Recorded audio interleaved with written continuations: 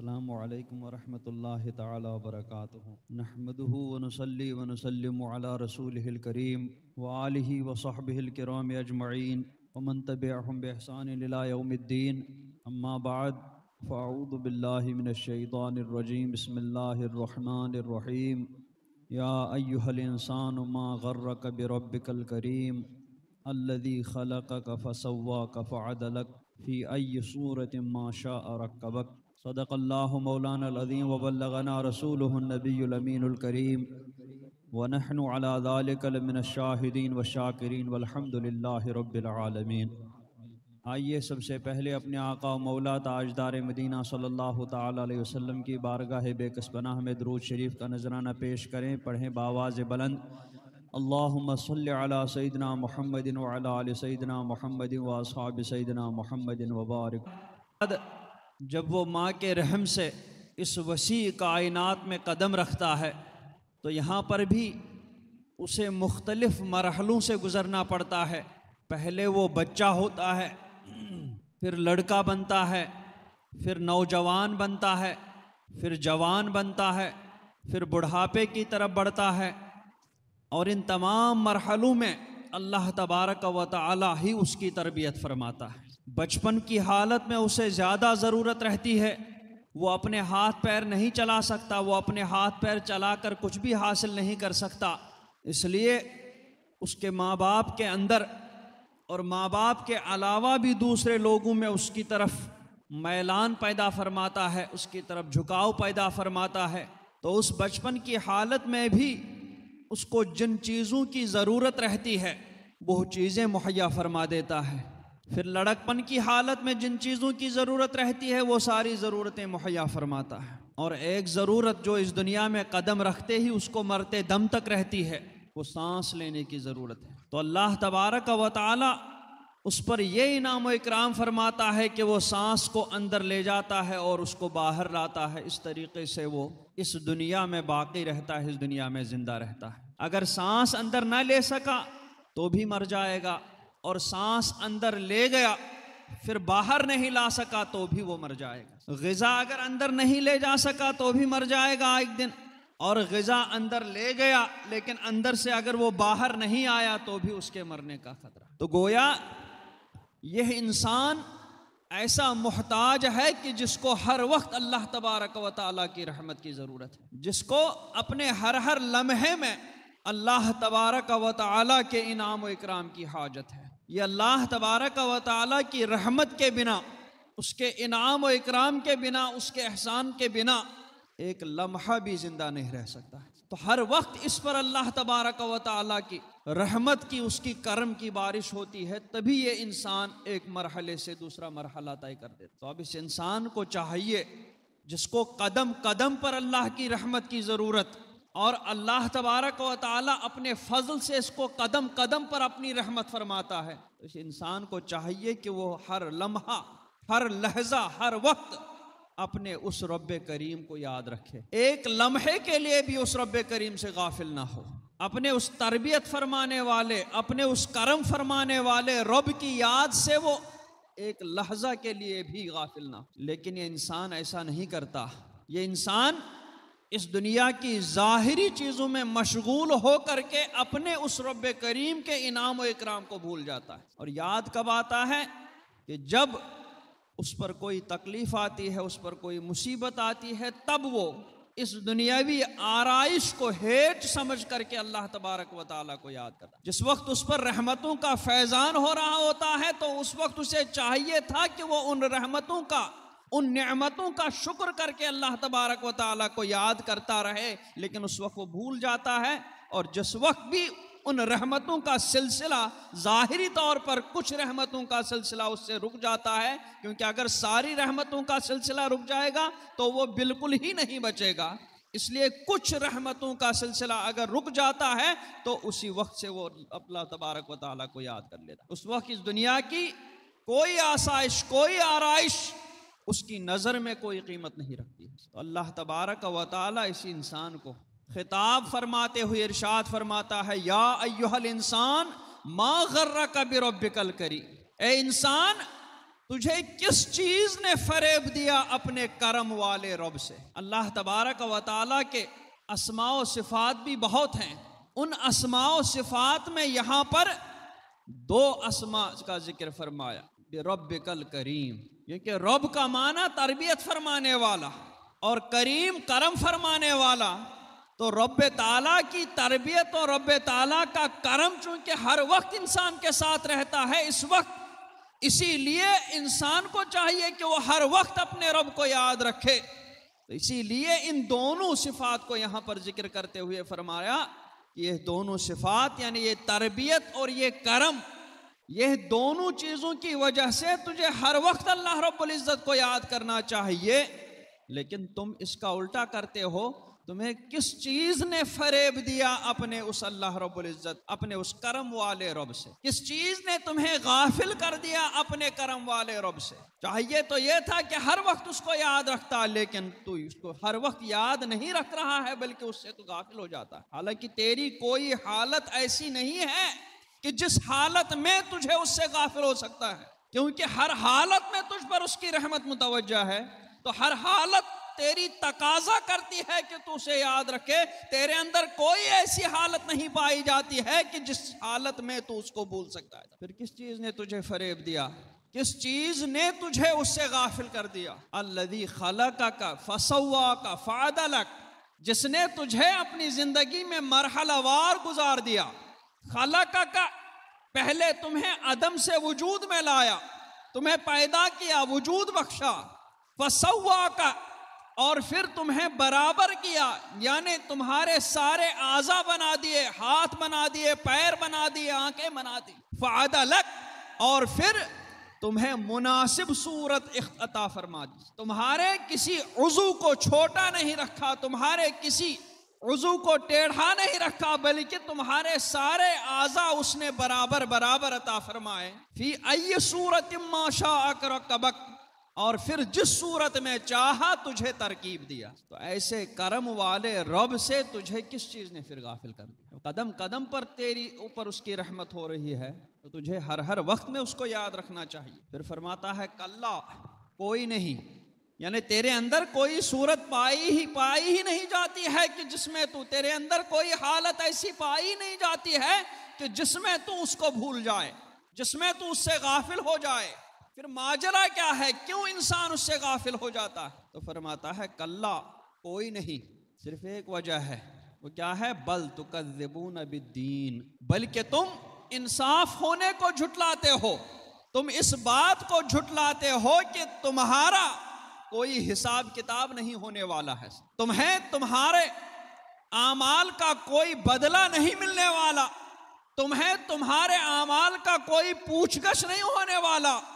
اس وجہ سے تم اپنے کریم، اپنے کرم والے رب کو بھول جاتے ہو، اس سے غافل ہو جاتے. اور اگر تمہیں یہ احساس ہوتا کہ ہمیں ان اعمال کا بدلہ دینا، ہمیں ان اعمال کا بدلہ ملے گا، ہمیں ان اعمال کا حساب لیا جائے گا، ہم اس دنیا میں جو کچھ کر رہے ہیں یہ سارے ہمارے اعمال محفوظ ہو رہے ہیں، اور ایک دن ہمیں ان تمام اعمال کا بدلہ دیا جائے گا. اگر اچھے عمل ہوں گے تو ان کا اچھا بدلہ، اور اگر برے عمل ہوں گے تو ان کا برا بدلہ.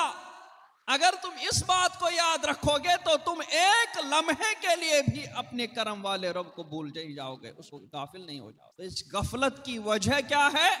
اس غفلت کی وجہ یہی ہے کہ تم یہ بھول جاتے ہو کہ کسی دن تمہیں تمہارے اعمال کا حساب کتاب لیا جائے گا، اور تمہارے اعمال محفوظ ہو رہے ہیں.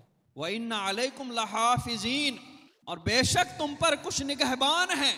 وہ کون ہیں؟ کرامن کاتبین، وہ معزز لکھنے والے. کیونکہ آدمی کو جب یہ رہتا ہے کہ میں کچھ بھی کروں میرا کوئی کچھ نہیں بگاڑنے والا، تو ہی وہ پھر بے دریغ عمل کرتا ہے، کیونکہ اسے نہ اپنے کسی عمل پر کسی کا خوف ہوتا ہے، نہ کسی کا ڈر رہتا ہے، تو وہ جو چاہے کر لیتا ہے. تو انسان کو بتایا جاتا ہے کہ تم اس غلط فہمی میں مبتلا مت ہونا کہ تم نے اس دنیا میں کوئی عمل کیا تو وہ گیا. نہیں، تمہیں تمہارے اعمال محفوظ کیے جا رہے ہیں، اللہ رب العزت کی جانب سے معزز لکھنے والے تم پر مقرر کیے جاتے ہیں، وہ تمہارے ہر عمل کو، ہر فعل کو وہ لکھ لیتے ہیں، لکھ کر کے محفوظ کر لیتے ہیں، یہاں تک کہ تمہارے منہ سے جو بات نکلتی ہے وہ ہر بات بھی محفوظ کی جاتی ہے۔ ما یلفظ من قول الا لدیہ رقیب عتید، تیار رہتا ہے فرشتہ کہ ادھر تمہارے منہ سے کچھ نکلا، ادھر اس نے لکھ دیا۔ اب منہ ہی کر اگر ہم قابو پانا شروع کر دیں گے، ہم منہ سے جھوٹ بولتے ہیں وہ بھی فرشتہ لکھ لیتا ہے، ہم منہ سے غلط بولتے ہیں وہ بھی فرشتہ لکھ لیتا ہے، ہم منہ سے سچ بولتے ہیں وہ بھی فرشتہ لکھتا ہے، ہم منہ سے من گھڑت اپنے گڑے ہوئے واقعات بولتے ہیں تو وہ بھی فرشتہ لکھ لیتا ہے۔ تو اگر تمہیں احساس ہو کہ فرشتہ ہماری ہر بات کو ریکارڈ کر رہا ہے، ہر بات کو محفوظ کر رہا ہے، اور ایک دن ایسا آئے گا کہ اس بات کا ہمیں حساب دینا پڑے گا، اللہ رب العزت کی بارگاہ میں وہ ساری باتیں پیش کی جائیں گی، تو تمہیں ڈر رہے گا کہ ہم اچھی سے اچھی باتیں کریں، ہم سچ ہی سچ باتیں کریں، جھوٹ نہ بولیں، من گھڑت نہ بولیں، گڑی ہوئی حکایتیں، گڑے ہوئے واقعات منہ سے نہ نکالیں، بنا سر پیر کی باتیں منہ سے نہ نکالے، تاکہ قیامت کے دن اللہ تبارک و تعالیٰ کے حضور ہمیں شرمندہ نہ ہونا پڑے۔ تو تم سچ بولو گے، اور اس صورت میں جو ہی تم منہ سے کوئی بات نکالو گے تو تمہیں اللہ تبارک و تعالیٰ کی یاد آ جائے۔ منہ سے بولتے وقت تم اللہ کو یاد کرو گے، ہاتھ سے کام کرتے وقت تم اللہ کو یاد کرو گے، پیر سے چلتے وقت تم اللہ کو یاد کرو گے، دماغ میں سوچتے وقت تم اللہ کو یاد کرو گے، کیونکہ تمہیں اس صورت میں ہر وقت میں اللہ کی یاد آئے گی، کیونکہ ہر وقت میں جو ہی تم کوئی کام کرنا شروع کرو گے تو تمہیں یہ یاد ضرور آئے گا کہ اس کام کا ہمیں حساب کرنا ہے، اس کام کو ہمیں اللہ رب العزت کے حضور پیش کیا جائے گا، اور وہ ہم سے اس کام کے بارے میں پوچھے گا۔ تو ہر کام کرتے وقت میں، چاہے دماغ سے کریں، چاہے دل سے کریں، چاہے ہاتھ سے کریں، چاہے پیر سے کریں، ہر کام کرتے وقت میں، چاہے ہم کھائیں چاہے پیئیں، یہ جب ذہن میں رہے گا کہ ان کا حساب کتاب ہمیں دینا ہے، اور ایک دن اللہ تبارک و تعالی ہم سے ان سب چیزوں کے بارے میں پوچھے گا، تو ہر وقت میں وہ اللہ تبارک و تعالیٰ کو یاد کرے گا، کبھی بھی نہیں بھولے گا۔ کھانا کھائے گا تو اللہ کو یاد کرے گا کہ اس کھانے کا حساب بھی ہم سے اللہ تبارک و تعالیٰ لے۔ پانی پیے گا تو اللہ کو یاد کرے گا کہ اللہ تبارک و تعالیٰ ہمیں اس کے بارے میں بھی پوچھے گا۔ ثم لتسألن یومئذ عن النعیم، تم سے نعمتوں کے بارے میں بھی ضرور پوچھا جائے گا۔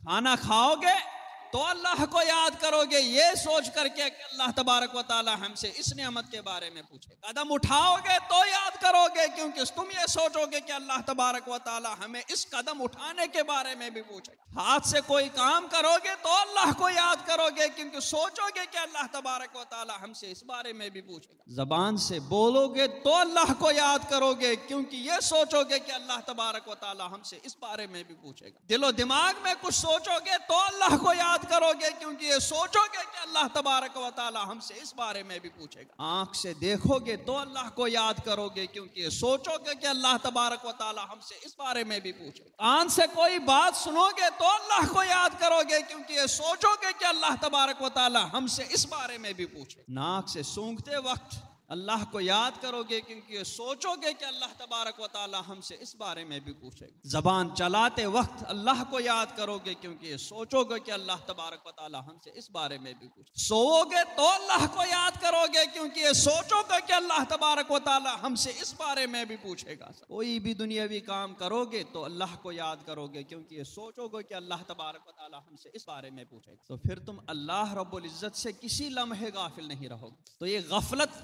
آتی کیوں ہے؟ یہ روز جزا کو بھولنے کی وجہ سے، یہ حساب کتاب کو بھولنے کی وجہ سے۔ اگر روز جزا کو یاد رکھیں گے تو کبھی بھی اللہ رب العزت سے غافل نہیں ہوں گے۔ اس لیے فرمایا کہ کلا، کوئی نہیں، کوئی وجہ نہیں، بل تکذبون بالدین، بلکہ تم انصاف کرنے کو جھٹلاتے ہو، تم حساب کتاب کو جھٹلاتے ہو، تم روز جزا کو جھٹلاتے ہو، تم اس کو نہیں یاد رکھ رہے ہو۔ اگر تم اس کو یاد رکھو گے کہ تمہارا ایک دن حساب کتاب ہوگا اور تمہیں تمہارے اعمال کا بدلہ دیا جائے گا، تو تم اللہ رب العزت سے کبھی غافل نہیں ہوگے، تم ہر وقت اللہ تبارک و تعالیٰ کو یاد رکھو گے۔ تم سوچو گے کہ یعلمون ما تفعلون، وہ فرشتے لکھتے ہیں، وہ جانتے ہیں جو تم کچھ کرتے ہو۔ اور پھر جب تمہیں پتہ چل جائے گا کہ ان الابرار لفی نعیم، کہ جو اچھے کام کیے ہوں گے، نیکوکار ہوں گے، نیک کام کرنے والے ہوں گے، تو ان کو اللہ تبارک و تعالی ضرور جنت میں ڈال دے گا، جہاں انہیں ہر آسائش مہیا ہوگی، جہاں اللہ تبارک و تعالی کی جو خاص جلوگاہ، وہاں اللہ تبارک و تعالیٰ کی خاص رحمت متوجہ ہوگی، وہاں ایسی نعمتیں اس کو ملیں گی کہ نہ خود اس کو کبھی فنا ہوگا اور نہ وہاں ملنے والی کسی نعمت کو فنا ہوگا۔ یہاں تو چاہے وہ 100 سال رہے، چاہے 200 سال رہے، آخرکار اس کو بھی فنا ہے، اور ہر نعمت کے بارے میں ہر وقت خطرہ ہے کہ وہ نعمت فنا ہو جائے گی، کیونکہ جو انسان آج کروڑ پتی ہے، ہم نے دیکھا ہزاروں کروڑ پتیوں کو دیکھا کہ وہ دوسرے ہی دن دیوالیہ بن گئے ہیں، ان کے پاس ایک پیسہ بھی نہیں رکا۔ تو یہاں کی نعمت پر تو زوال کا ہر وقت ڈر رہتا ہے، لیکن وہاں اللہ تبارک و تعالی انہیں ایسی جنت میں بسا دے گا کہ جہاں نہ انہیں خود فنا ہونے کا ڈر ہوگا، نہ جنت سے دور کیے جانے کا ڈر ہوگا، اور نہ ہی ان نعمتوں اور اس رحمت کے زوال کا کوئی خوف ہوگا۔ وَإِنَّ الْفُجَّارَ لَفِي جَحِيمٍ، اور جو بدکار ہوں گے وہ ضرور دوزخ میں جائیں گے۔ یہاں کے عذاب کا تو یہ ہے کہ وہ کسی بھی دن ختم ہو سکتا ہے سب، لیکن وہاں وہ ایسے عذاب میں گرفتار ہوں گے کہ جو عذاب ان سے کبھی بھی الگ نہیں ہونے والا، جس میں وہ ہمیشہ رہیں گے۔ اور اس میں کب پہنچیں گے؟ یصلونہا یوم الدین، وہ اسی روز جزا کو وہاں پہنچیں گے، اس جہنم میں روز جزا کو پہنچیں گے۔ وما ہم عنہا بغائبین، اور کوئی سوچے کہ میں غائب ہو جاؤں گا، کوئی بھی اللہ تبارک و تعالیٰ کے نہ علم سے کوئی غائب ہونے والا ہے اور نہ ہی اس کی قدرت سے کوئی باہر ہونے والا۔ وما ادراک ما یوم الدین، اور تمہیں کیا پتا کہ وہ یوم الدین، وہ روز جزا کیا ہے؟ پھر ثم ما ادراک ما یوم الدین، پھر تمہیں کیا معلوم کہ وہ روز جزا کیا ہے؟ وہاں پر کسی کی نہیں چلنے والی، وہاں پر کوئی کسی کو فائدہ نہیں پہنچا سکتا۔ وہاں پر، یہاں دنیا میں اگر کوئی طاقتور ہے تو وہ دوسرے کو کہہ کر کے چھڑا دیتا ہے، اگر کوئی پیسے والا ہے تو اپنا پیسہ دے کر کے چھڑا لیتا ہے سب، اگر کوئی اثر و رسوخ والا ہے تو اپنے اثر و رسوخ سے وہ کسی کو تکلیف دور کر دیتا ہے۔ لیکن وہاں نہ کوئی اللہ رب العزت کے سامنے طاقتور ہوگا، نہ وہاں کسی کا اثر و رسوخ چلے گا، اور نہ ہی وہاں اللہ تبارک و تعالیٰ کو پیسہ دے کر کے کوئی کسی کو چھڑا دے گا۔ یوم لا تملک نفس لنفس شیئا، جس دن کوئی جان کسی جان کا کچھ بھی اختیار نہ رکھے گی۔ والامر یومئذ للہ، اور سارا حکم اس دن اللہ کا ہی ہوگا، سارا فیصلہ اس دن اللہ تبارک و تعالیٰ کا ہوگا۔ جس اللہ سے تم یہاں غافل ہو رہے ہو، جس اللہ کی نعمتوں سے یہاں تم غافل ہو رہے ہو، وہاں صرف اسی اللہ کا حکم ہوگا، وہاں صرف اسی اللہ کی طاقت ہوگی، وہاں صرف اسی اللہ کی بادشاہت ہوگی، وہاں کسی کی بھی ظاہری بادشاہت بھی نہیں ہوگی، وہاں کسی کو ظاہری طور پر بھی کوئی طاقت حاصل نہیں ہوگی، وہاں کسی کو کچھ بھی اختیار نہیں ہوگا، وہاں صرف اور صرف اللہ تبارک و تعالیٰ کا اختیار ہوگا، اسی کی حکومت ہوگی، اسی کی بادشاہت ہوگی۔ اور جب اسی کی بادشاہت ہوگی تو پھر جس کے عمل اچھے ہوں گے، جس کے عمل نیک ہوں گے، تو اللہ تبارک و تعالی، اور اگر اس کا کوئی چھوٹا موٹا جرم ہوگا بھی تو اللہ تبارک و تعالی اپنے اذن سے، اپنے حبیب سے اور اپنے محبوبوں سے اس کی سفارش کروا دے، اس کی سفارش کو قبول فرما دے گا۔ لیکن یہ تبھی ہوگا کہ جب ہم اللہ تبارک و تعالیٰ کی یاد سے غافل نہیں ہوں گے، اس کی یاد کو، اس کا ذکر ہر وقت کرتے رہیں گے، جس طریقے سے ہر وقت وہ اپنی رحمتوں کے ساتھ ہماری طرف متوجہ ہے، اسی طریقے سے ہم بھی ہر وقت ہمتاً اس کی طرف متوجہ رہیں، تو اللہ تبارک و تعالیٰ قیامت کے دن اپنے محبوبوں سے ہماری سفارش کو قبول فرما دے گا۔ یا ایھا الانسان ما غرک بربک الکریم، صدق اللہ مولانا العظیم وبلغنا رسولہ النبی الامین الکریم، ونحن علی ذلک لمن الشاہدین والشاکرین، والحمد للہ رب العالمین، وصلی اللہ تعالی علی خیر خلقہ محمد وعلی آلہ وصحبہ اجمعین برحمتک یا ارحم الراحمین۔